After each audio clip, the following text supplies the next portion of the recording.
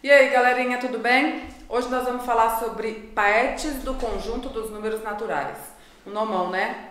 Mas partes do conjunto dos números naturais a gente pode resumir na palavra subconjunto. O que é subconjunto? É um pedaço de um conjunto. Imagina na sua escola. A sua escola é formada por uma porção de salas de aula, uma porção de alunos. Só que a sua sala, a sala onde você estuda, é um subconjunto dentro da sua escola. Ok? Essa é a ideia de subconjunto, é uma parte do conjunto, tudo bem? E quando a gente fala em parte do conjunto dos números naturais, vamos imaginar o seguinte, eu não gosto muito de usar lousa não, mas eu coloquei aqui para ficar mais fácil de entender, para eu poder ir pontuando coisa item por item, certo? Quando eu falo o seguinte, conjunto A, ele é formado pelos elementos 6, 7, 8, 9 e depois tem as reticências, então indica que ele não tem fim, ele começa no 6 e ele segue de 1 em 1 até o infinito. Em matemática, como a gente trabalha muito com símbolos, por exemplo, se eu falar para vocês a operação 3 mais 2 igual a 5, vocês não precisam escrever a palavra 3 mais 2 é igual a 5, não é? A gente usa símbolos.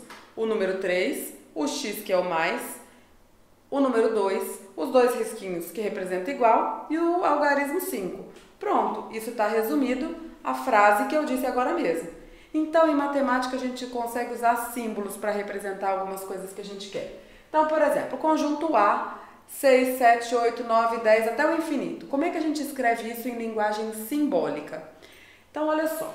A gente vai começar a usar letras no meio dos números. As letras, quando elas estão na matemática, a letra na matemática ela serve para a gente generalizar, ou seja, para a gente tornar aquilo uma forma geral, representa todos os números, ou qualquer número. Então, se numa frase matemática que eu estou usando símbolos para escrever essa frase, essa letra X para mim vai representar os números do conjunto A. Então, como é que é o conjunto A? Conjunto A, ele é composto pelos números que pertencem, ali no cantinho em azul, ó, tem aqui a tradução, né? O que significa o X e o que significa esse E redondinho. Em matemática, esse E redondinho representa pertence. Então, se eu falar que o aluno João pertence ao sexto ano A, é porque o aluno João é um aluno que faz parte do sexto ano A.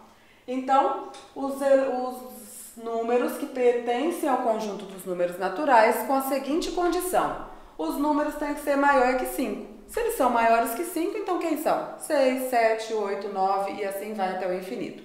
Uma outra forma de falar a mesma coisa, só que diferente, eu costumo falar para os meus alunos que é igual, só que diferente, é o seguinte, ao invés do maior, eu colocar maior ou igual. Se eu falar que os números são maiores ou iguais a 6, eu vou incluir o 6 no conjunto. Porque maiores que 6, 7, 8, 9, 10 e assim vai por diante. Igual a 6 é o próprio 6. Então, quando a gente usa o igual, é porque o número faz parte do conjunto. Se eu tiver um outro conjunto, por exemplo, o conjunto B, ele é formado pelos elementos 0, 1, 2, 3. Ele é um conjunto finito, diferente do A, que era infinito. Só que ele começa no 0. Então, eu posso falar que ele é composto pelos elementos que pertencem ao conjunto dos naturais com a seguinte condição. Os números são menores que 4. Quem são os menores que 4?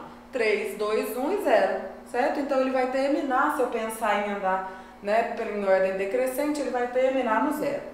Mas eu também posso trocar o meu sinal de menor que por menor ou igual a. Então, o que eu vou colocar? Que os meus números são menores ou iguais a 3. Ou seja, os menores que 3, 2, 1 e 0, e iguais a 3, o próprio 3.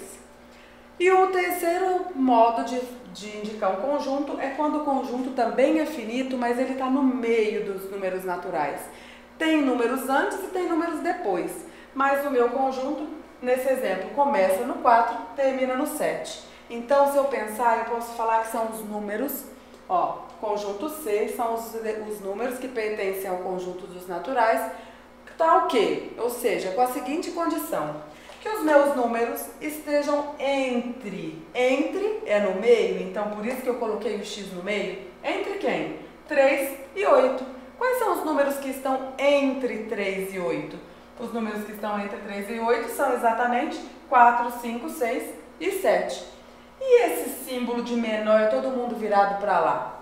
Símbolo de maior e menor, a gente sempre usa, eu ensino assim, a boca aberta para o maior número, ok?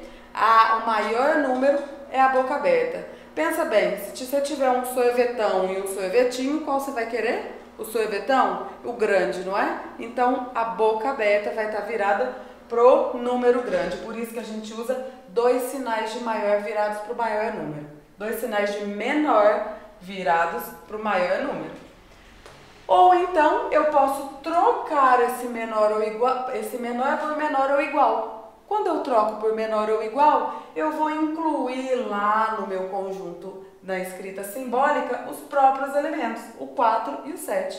Significa que o x está entre 4 e 7, porém ele pode ser igual a 4 e ele também pode ser igual a 7, ok? E da mesma forma, sinal de menor com a boca aberta para o maior número, que é o 7. Tudo bem?